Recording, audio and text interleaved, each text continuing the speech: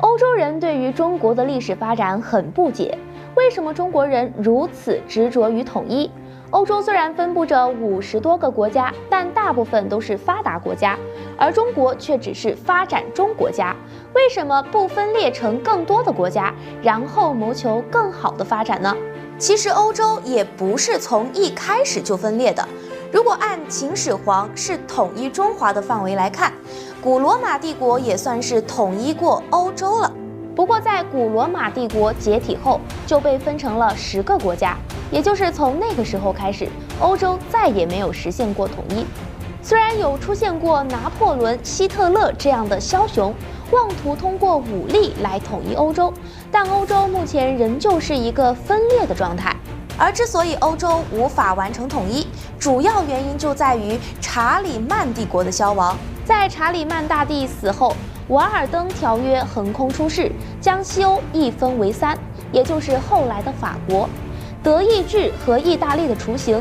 而这份条约带来的影响也是巨大的，一个民族、一个国家的观念深入人心。在他们的观念里，所谓的多民族共和体是不允许存在的，这也就造就了欧洲分裂的基本局面。那么与欧洲习惯分裂不同，中国人为何会如此执迷于统一呢？中国人为什么如此执着于统一？哪怕是在最分裂的时期，也都有着同样的目标。中国的大一统观念其实最早可以追溯到春秋时期的周王室，而后到了战国时期，百家争鸣，其中最核心的一条思想就是提出了大一统的观念。这也让各国群雄并起，为了统一天下而逐鹿。最后，秦始皇横扫六合，正式建立秦朝，确立了大一统的概念。而嬴政为了不想用7把尺子丈量自己的国土，他统一了度量衡。为了诞生出更多的聪明人进宫做官，他废除了多余的文字；而为了加强对6国土地的管理，废除了分封制，采用了郡县制，实现了真正意义上的大一统。而这条政策的影响也是极其深远。在秦朝之后，无论政权怎么更替，实现大一统是所有统治者的目标。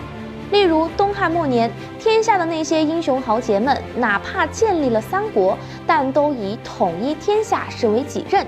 而老百姓也认为国家一统是理所当然的，如果一直不统一，那才是有问题的。大一统的概念根植于中华儿女的心中，那么它带来了什么影响呢？大一统的想法在中华儿女的心中一直延续，这也让国家能够最大程度地调动全国的物力、财力与人力，在面临困难时可以举全国之力对抗。而在崇尚分裂与独立的欧洲，很多小的国家在面临风波时都难以招架。例如在疫情时期，很多欧洲小国都展现出了无力的状态，而中国则成为了消灭病毒的最大功臣。而在国土面积上，中国大一统的优势就体现得淋漓尽致了。要知道，世界上最小的10个国家中，仅欧洲国家就占了一半。例如最小的梵蒂冈，面积仅为0.44平方公里，人口也只有不到1000人。生活在这个国家的人民不仅体会不到中国游山玩水的乐趣，甚至连生活必需品也无法自己生产。所以中国大一统的优势不言而喻。